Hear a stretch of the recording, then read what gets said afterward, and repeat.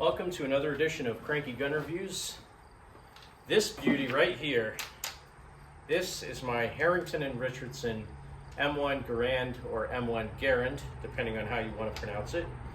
I bought this little beauty over a year ago, I think at this point, maybe around a year, I don't remember. But I always wanted either an M1A or an M1 Garand.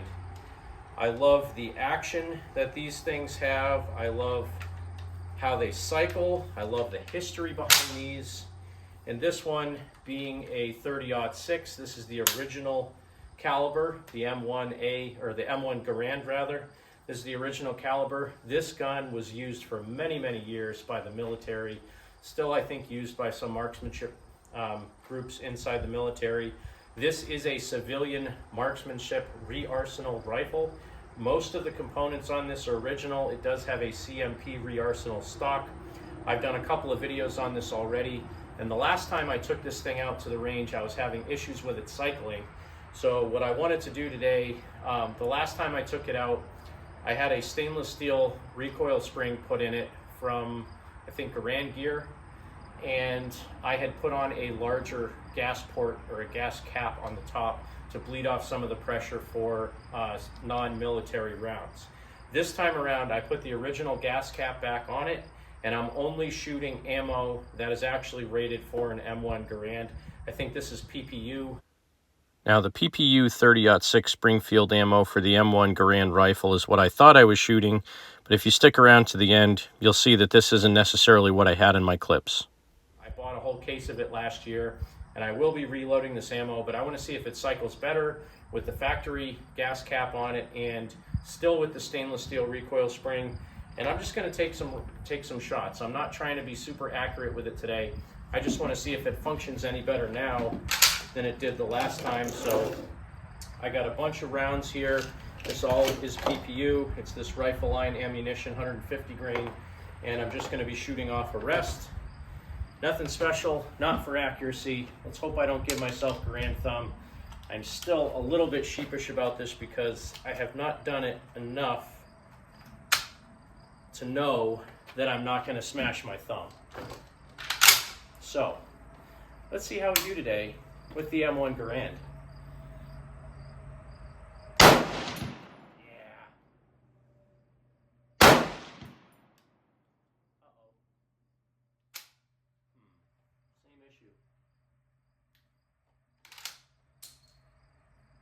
Crap.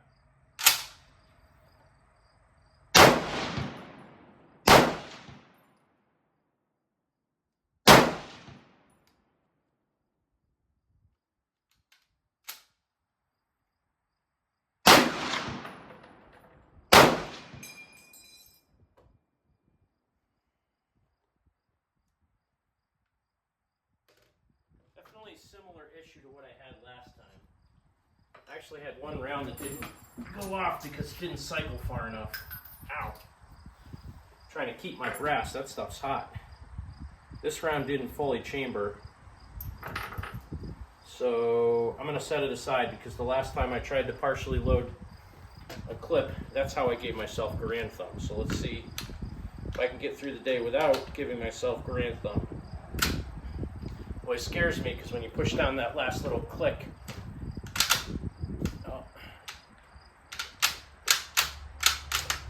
uh-oh, now what?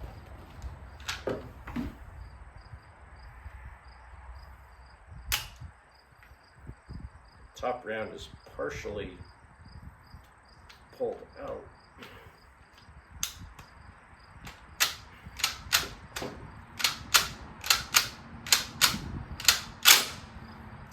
Still a little bit finicky.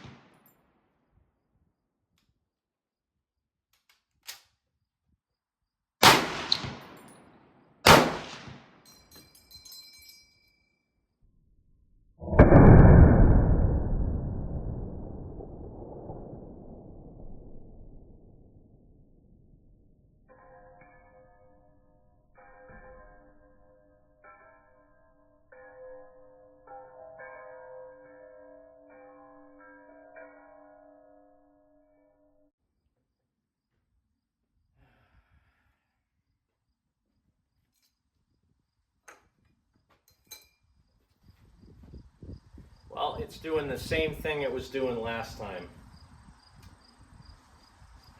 It's just like short stroking the action, almost like the ammo's not strong enough. I mean, it could be the recoil spring, the stainless steel one is like 10 or 15% stiffer than the factory one. I might have to go back to the factory one. I mean, this was a CMP re-arsenal rifle, so it also could be that my clips that I'm using are really sticky and the rounds are getting stuck in them. I don't know.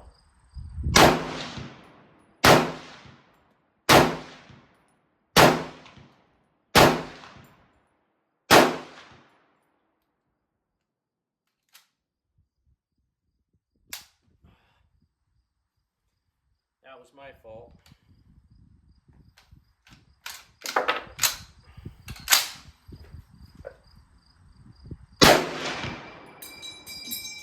At this point in the day, I was starting to get pretty frustrated. I had put several clips through this thing, and I haven't really had a single clip that went off without a hitch.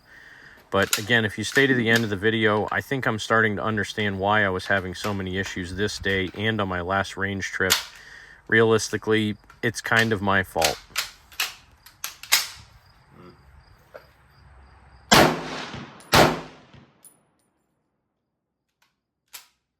So by now, I was basically trying anything to get this thing to run correctly. I was trying to stand up and shoot with it in my shoulder, figuring that maybe bench rest shooting it was causing something not to cycle correctly, but it's obvious that I was starting to have some more issues with this thing, and it was going to require a little bit more attention.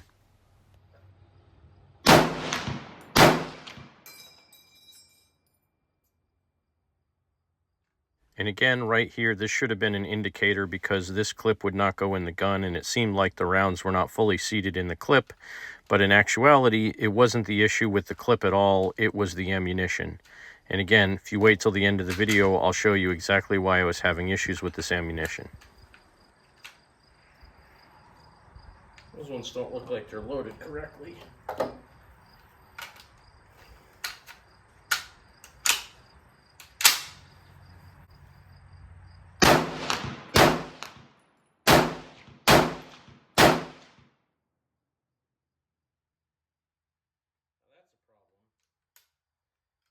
Started to pop out.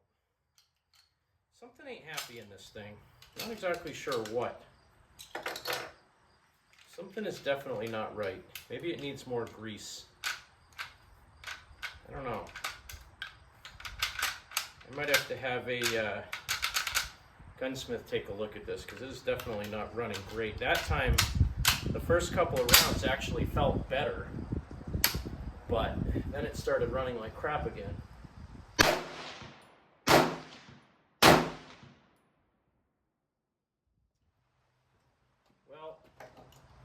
It's still not perfect, that's for sure.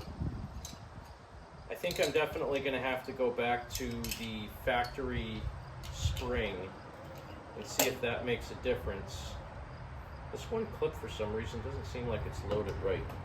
The rounds aren't quite all the way in. That's better. But at any rate, I still love this gun, even if it doesn't shoot perfectly. Maybe eventually I'll get it right. I don't know. That clip went in really hard.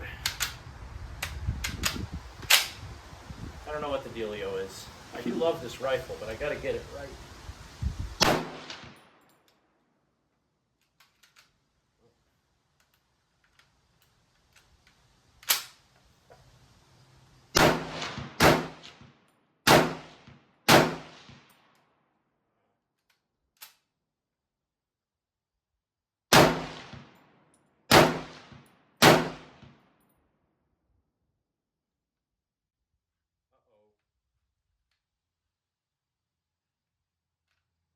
The op rod just came off the bolt.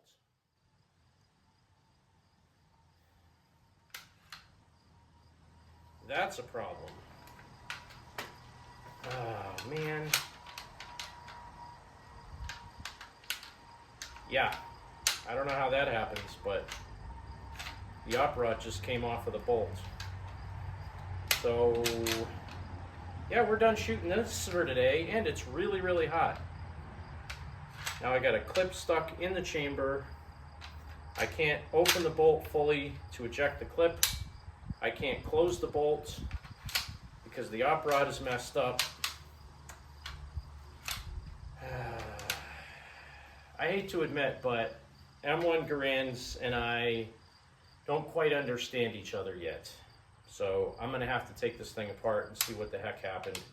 Maybe some of you watching know that if the bolt comes off the charging handle, is that really bad? Is something just loose inside? I don't know. This is too nice a rifle to give up on, so I'm definitely gonna try to fix it. So this is what the action looked like when the op rod popped off of the bolt. Luckily, it didn't have any live ammo in it, but it did still have a clip stuck in the chamber. And basically, I had to come home and disassemble the gun to figure out what was wrong with it. I think I might have just had a round that might have been a little bit overpowered, but I'm not really sure. And when I said the issues I was having might have been my fault, I think it was because most of the ammo I was shooting, while I thought it was PPU factory ammo, it was actually some reloads that I had made after my first trip to the range. I didn't really notice this until after my range trip and after I'd already fixed my rifle. I was reloading all of my clips and I started noticing things like the primers are two different colors and the bullets are seated into the casing at different depths. One of the bullets had a canalor and the other one did not. Now, I had followed proven recipes online for reloading these rounds. Several different reloader sites had basically the same information for the powder and the bullets that I had found. And I was using 150 grain boat tail bullets, which is what you're supposed to use. But maybe not all 30 cal 150 grain boat tail rounds are made exactly the same. Maybe some of them are longer than others. But I think the feeding issues I'm having now are because my rounds are a little bit too long. And I'm hoping that if I seat them at the correct depth so that the overall length is the same as the factory PPU ammo, I don't overpressurize the rounds. But that's going to end this video for Cranky Gun Reviews. Have a great day. Sometimes you have a crappy time at the range. God bless America anyway. Make sure you support your 2A rights. Get out there and shoot. And you remember, if someone asks you to give up some of your freedom for the greater good, you remind them that freedom is always the greater good. Dang it. How does that even happen?